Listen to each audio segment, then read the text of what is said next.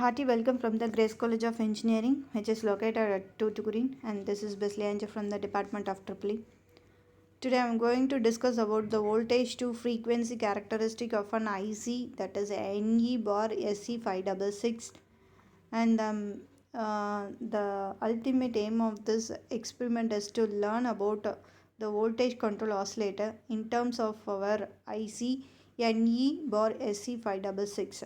So the operation of our voltage control oscillator can be done by using our IC NE bar SC566 integrated circuit. So let me discuss the voltage control oscillator. So voltage control oscillator is considered as a waveform generator since it will generate the output waveform without any input, and it is also called as a V to F converter because the frequency of the output of our VCO, that is voltage control oscillator, will be controlled by our input voltage of our circuit. So it is called as voltage to frequency converter. Okay. So for this voltage control oscillator, we can use the IC SC566 integrated chip. So before entering into the block diagram of the voltage control oscillator, let me consider the pin configuration of this IC 566. And here we are having the pin configuration of our IC.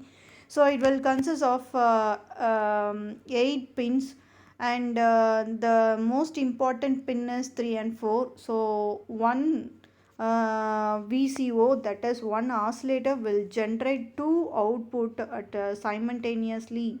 Okay, this is the advantage of our VCO. Okay, and then let me enter into the pin configuration. So the first pin is meant for our ground, and the second pin will be meant for our no connection, and third will be considered for our output, that too a square wave output, and the fourth is for our triangular wave output. Fourth pin will be meant for our triangular wave output, and then fifth is for our modulating input. So we can call this modulating input as a control signal too, that is VC, and 6 and 7, that is the external component, can be connected in this pins, that is resistance and capacitor will be connected in this pins. So the 6 will be meant for our R1, and 7 is meant for our C1, and 8th pin, for in the 8th pin we are having the V plus, so it is meant for our VCC. Through this pin alone we are given the input for the block diagram or circuit diagram for the VCO. So this is the thing we have to consider while consider our pin configuration of 566 IC VCO. Okay, so let me enter into the block diagram of the voltage control oscillator. It consists a number of component. Here we are having the current source. It will be a constant current source, and Smith trigger circuit, and and after that we are having a buffer amplifiers, and then we are having the R1 and C1. So this R1 and C1 will decide our frequency of our output of our VCO, and now let me enter into this concept. So you have to provide your modulating input to the pin I5, that is VC, and then we are having the C1. So the charging and discharging will be depend upon the constant current source. So that is what I mean is the charging and the discharging of your C1 will happen through your constant current source, that is controlled by your constant current source, and this constant current source will be controlled by your VC. Okay, so let me discuss about this VC and constant current source.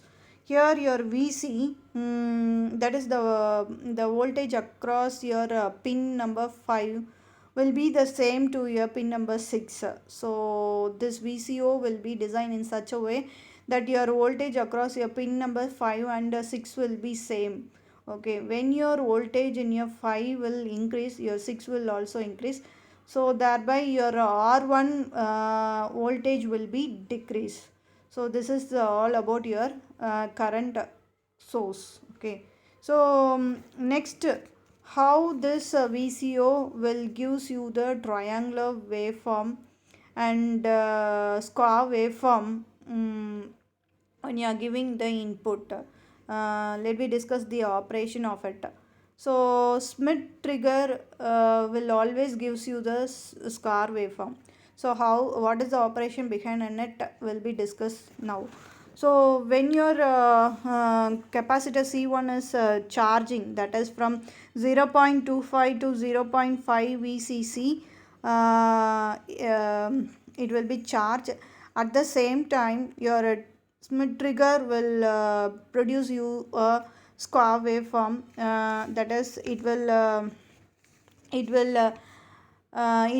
gives you the low signal from the high level uh, when the charging exceeds 0.5 VCC. Okay, when your voltage across your capacitor exceeds 0.5 VCC means your trigger circuit will gives you the low level of input. Okay, so that is the high will be reduced to your low level in your output waveform of your VCC, sorry, VCO. Okay, when your C1 is exits your 0.5 VCC, and after that, when your C1 is discharging, that is from 0.5 VCC to, it will decrease to it will decreasing in towards 0. Okay, while it discharging.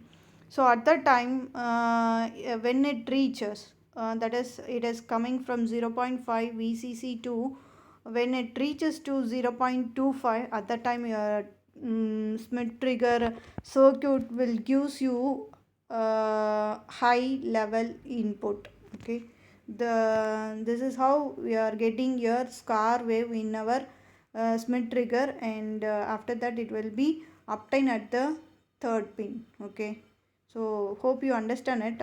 So while charging of your C1, that is from 0.25 VCC to 0.5 VCC, then your charging level will be exceeds 0.5 VCC means your Smith trigger circuit will decreased from its high level, um, and gives the input in such a form that it is from high to low level. After that, when your C1 is discharging from 0.5 to 0.25 VCC, your Smith trigger again changes its states from, that is, it rises from 0 to 1. Okay, this is how we can get the square wave output at your third pin. Similarly, we have to consider the current. Okay, so for the current, your time period of a charging and your discharging will be equal. So your current at your current source, and the amount of your current at your current source, and your current the current across your C1 will be equal. So thereby we are getting your triangular wave at the fourth pin. Okay, so triangle wave as a output in your fourth pin. So this is the operation behind in your VCO. So when you are giving the VC at the pin 5, how your Smith trigger will gives you the square wave output at a 3 third pin, and when the current of the constant current source and your current of your C1 will equals, that will gives you the triangular output at your fourth pin. This is the concept behind when you are considered your VCO. Okay, so this is how your frequency of your VCO will be controlled by your input voltage. Okay, so next one is, and we are having the typical connection diagram. Okay, so here what will be happen means,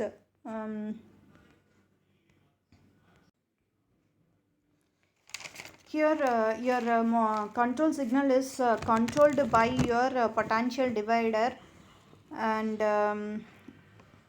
it is in R1, it is the potential divider will be R2 and R3. So your control voltage will be controlled by a potential divider. Okay, and then at the pin 5 we are given the modulating signal. So the frequency of your output of the VCO will be controlled by your RC and C1. Okay, so you have to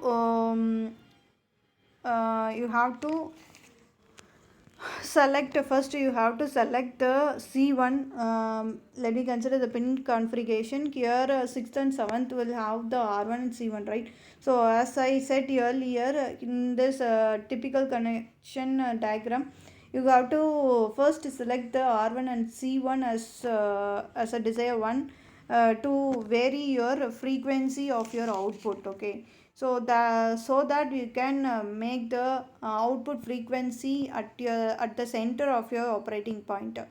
Okay, and the VCC range will be the given VCC range will be lie between 0.75 VCC to 1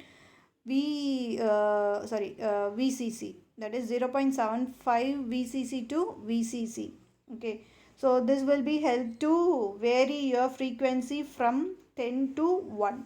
So this is the thing we have to consider about your voltage control oscillator. So this is the theory, and this is the operation of your voltage control oscillator, that will gives you the voltage to frequency characteristic with the help of your IC NE bar SC 566 uh, chip. Okay, so hope you understand this experiment, and thank you.